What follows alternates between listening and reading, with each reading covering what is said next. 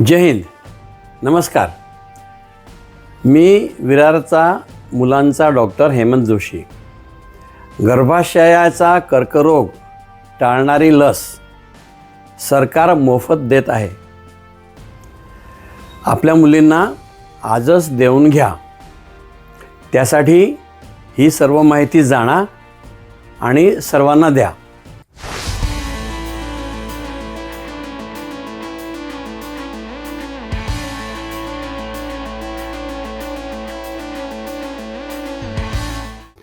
चौदा वर्ष पूर्ण झालेल्या पण 15 वर्षापेक्षा लहान या 1 वर्ष पट्ट्यातील मुलींनाच सध्या ही लस सरकार देत आहे.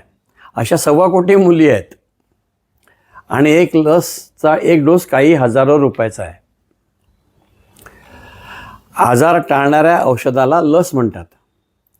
कोविडमध्ये आपण लस घेतली म्हणून आपण आज शिल्लक आहोत. ज्यांनी नाही घेतली त्यातले काही लोक नाहीत. HPV लस महिलांच्या गर्भाशयाचा कर्करोग टाळते. HPV म्हणजे ह्यूमन पॅपिलोमा व्हायरस.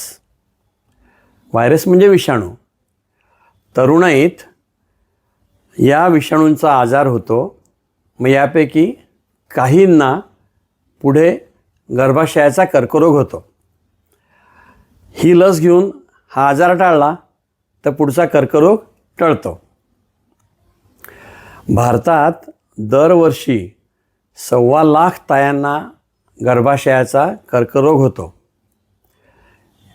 यातील निम्म्या दरवर्षी दगावतात. कर्करोग झाला म्हणजे शेवटचे 3 वर्ष सुरू झाले. कर्करोग म्हणजे यमयातना, जिवंत मरण. त्याचा इलाज रोगापेक्षा भयंकर. बहुतेक गावात तो होत नाही, मोठ्या शहरी जावं लागतं. खूप खराब भाग काढायला कापाकापी करतात, दुखते. सगळं अंग दुखणारी औषधं घ्यावी लागतात, केस जातात. भयंकर महाग औषधं, कुटुंब भिकेला लागते. आपल्याला वाटतं यापेक्षा मरण बरं. हे नको असेल तर आपल्या मुलींना ही HPV लस द्या. 9 वर्षापासून देता येते. बाजारात उपलब्ध आहे. ही लस कोविडसारखी आहे. याने काही त्रास होत नाही. टोचतात तिथे थोडं दुखतं, कोणाकोणाला थोडं ताप येतो, अंग दुखतं. तर पॅरासिटामॉल नावाची गोळी घेतली की ताप आणि अंगदुखी जाते. एखादा दिवस दुखतं. या लसीमध्ये विषाणू नसतो, विषाणूचा एक कण असतो. हिने आजार होत नाही. ही लस कर्करोग खरंच टाळते का? हो. स्वीडनमधला अभ्यास 8 दिवसापूर्वी प्रसिद्ध झाला. त्यांनी 18 वर्ष अभ्यास केला. 9 लाख स्त्रियांचा अभ्यास केला. यातल्या निम्म्यांना लस दिली होती आणि निम्म्यांना लस दिली नव्हती. ज्यांनी लस घेतली त्यांच्यामध्ये कर्करोगाचं प्रमाण 90% कमी झालं. आणि 18 वर्षाचा अभ्यास आहे. धडा, ही लस काम करते. घ्या आणि सर्वांना सांगा. लसीविरुद्ध बोलणारे सांगतात की या लसीत ॲल्युमिनियम आहे म्हणून ती घेऊ नका. पण ॲल्युमिनियमच्या पाकिटात बंद असलेले 5-10 रुपयाचे खाऊ आपण सर्रास खातो, मुलांना घालतो.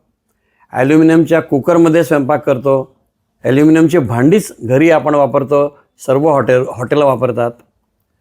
यातून खूपच जास्त ॲल्युमिनियम आमच्या शरीरात जाते. हे तर आपण टाळायला हवे. आणि या कणभर ॲल्युमिनियमनी काही त्रास होणार नाही हे जाणावे. हे जर खराब असते तर 152 देशांनी ही लस आपल्या लोकांना दिली नसती. 152 देश ही लस आपल्या लोकांना देतात. 50 देश तर ही लस मुलांना पण देतात. मागे प्लेगची साथ आली होती तेव्हा प्लेगची लस भारतात बनली. पारशांनी ती लस घेतली, त्यांना प्लेग झाला नाही. हिंदू आणि मुसलमानांनी ती घेतली नाही आणि अनेक लोक मेले. अशी चूक आपण करू नका. हजला मुसलमान भाऊ जातात. सर्व लसी घेतल्याशिवाय हजला जाण्याचा प्रवास परवाना म्हणजे व्हिसा मिळतच नाही. ते मुकाट्याने लसी घेतात, तिथे काही वाद नसतो. तसं कुठल्याही लसीचा आपण वाद करू नये, कारण लसी जीव वाचवतात. लसी घेऊन आपण देवीने नाही मेलो, पोलिओ नाही झाला, घटसर्प नाही झाला, डांग्या खोकला नाही झाला, असे 14-15 हजारच्या लसी सरकार देते, ते आपल्याला झाले नाही. म्हणून आपण जिवंत आहोत वाद करायला आणि लसीला नाव ठेवायला. समजा अनी बला सांगितलं की तू HPV लस घेऊ नको, आणि बनी ती नाही घेतली. पुढे बला कर्करोग झाला तर खूप त्रास होईल, मरण पण येईल, आणि याचं पाप अला लागेल. कायदा पण अला दोषी ठरवेल. आपण ही माहिती सर्वांना देऊया.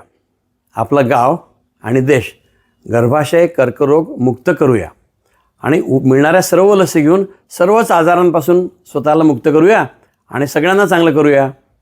ही सर्वोत्तम देशसेवा आहे. जय हिंद.